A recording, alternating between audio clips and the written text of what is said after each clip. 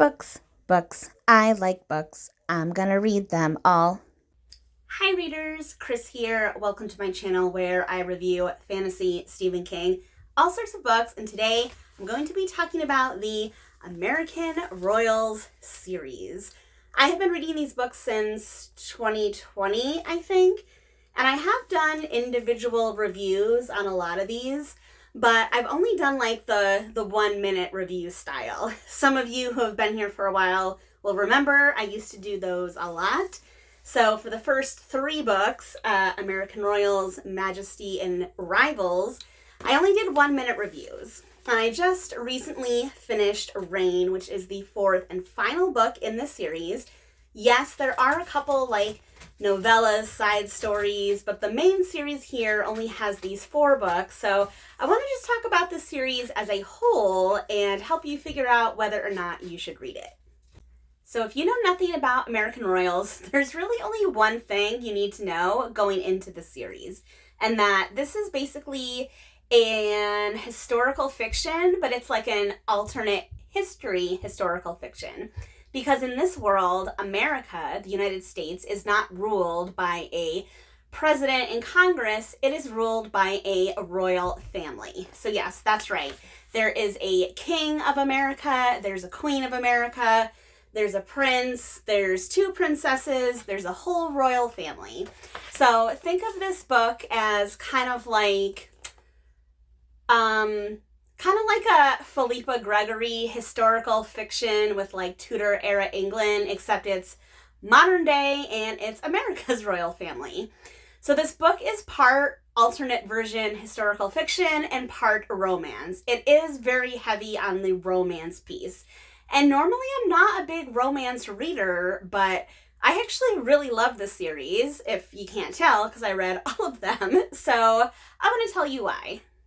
So let's start with our characters. There are 4 main characters that this series follows. In all 4 books, we have the same 4 main characters.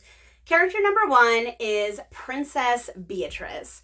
And Beatrice is the heir because in the American royal family, whoever's born first, male or female, doesn't matter, they inherit the throne.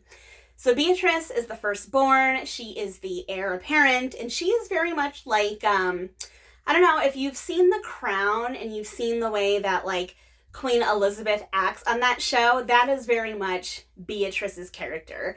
Even though she's a young girl, she's very prim, she's very proper, she's very reserved, she's repressed, she's even cold and unemotional at times because she has been raised since birth that, crown before anything else, duty before love, and that's the way she has to be.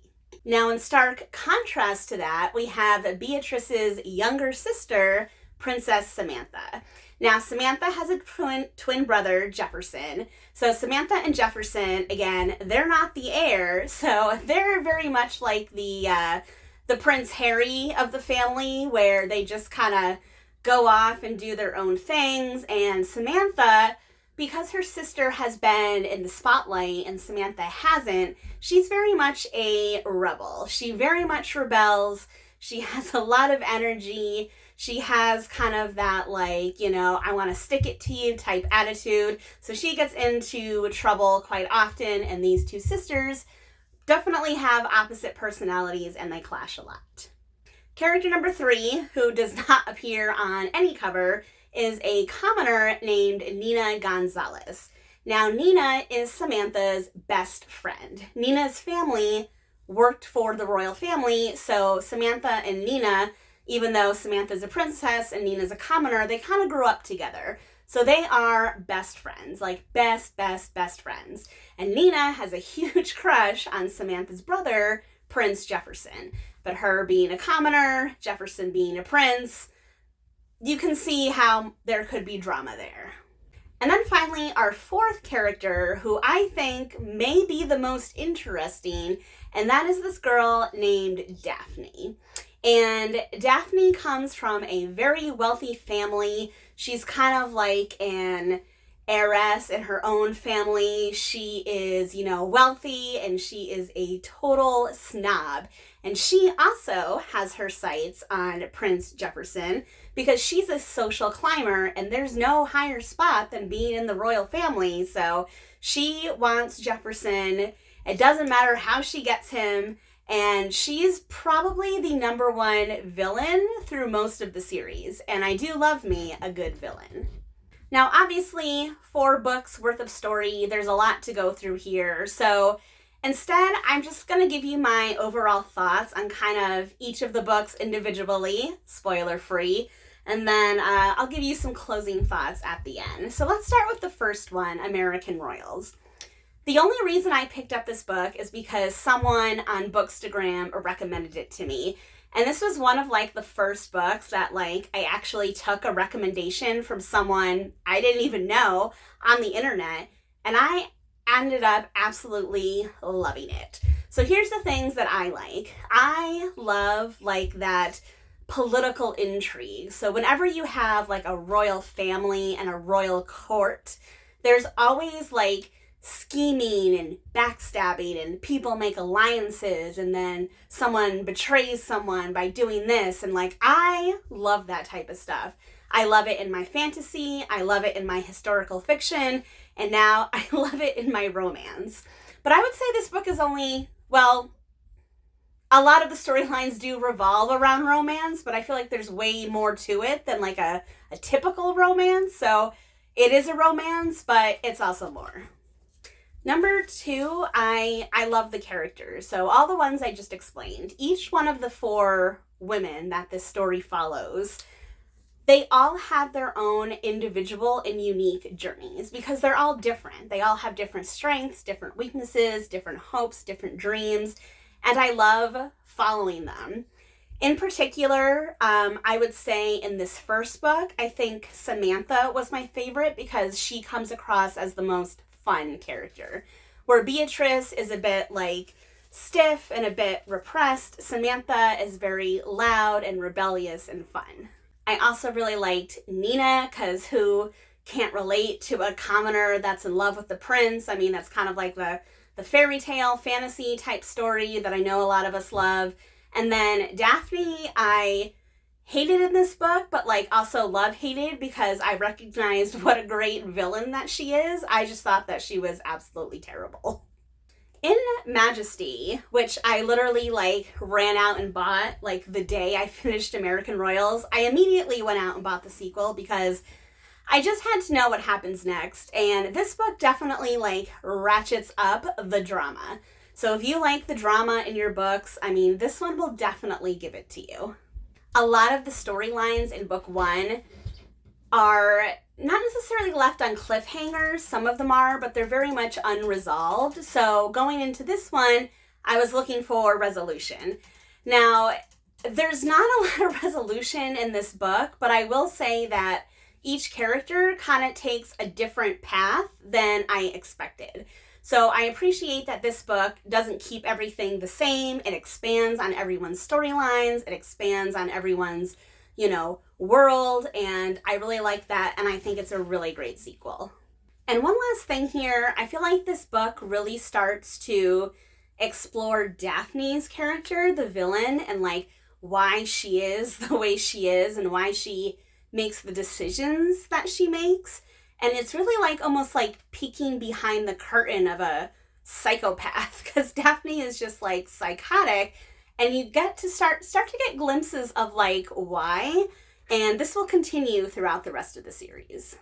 Going into book 3, I was really excited because I thought this was going to be the 3rd book because I thought this was a trilogy. I was wrong. So this book did feel the weakest out of the bunch, if I'm being honest. I feel a lot of the characters almost have this cyclical plot where a lot of them end up back where they were in book 1. So I mentioned, Daphne goes through a lot of development in the 2nd book. By the time we get to the end of this book, she's right back to how she was in book 1, straight up villain, no nuance about her. And I really disliked that because I was really starting to like her and feel bad for her, so I didn't like that at all. Same with all of the women. Beatrice, Samantha, Nina, all of them I feel like took a step back in terms of their personal development and kind of went back to book one. So out of all of them, I feel like this is the weakest. So even though I was annoyed that there was a fourth book, I was actually kind of glad because it meant that there was still time to turn things around. And then finally, Rain, my most recent read. I finished this in September.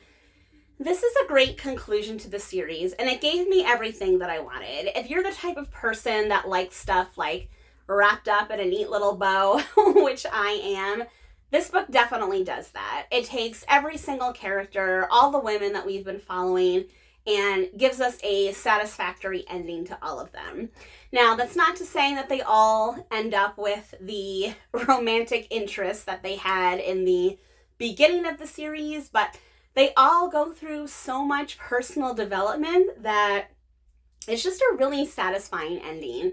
And again, especially when it comes to Daphne, I hated Daphne in book one, thought she was awful. I started to like her in book two, hated her again in book three, and ended up loving her here. I love how her story ends up. I love a good villain, and she is just a fantastic villain. There's only one or two things that I wish had happened, but that's okay. Not everyone has to answer for every single one of their crimes. So, should you read the American Royal series? First of all, I would say this series, the books are relatively short. They're not that long, and they're pretty easy and quick to read, number one. Number two, if you are a fan of romance at all, there's definitely a lot of romance in these books. If you're not a fan of romance, but you like, political intrigue and drama and that type of stuff, I would still read this anyway because I'm not a big romance person and I still really loved these books. I think they're super fun.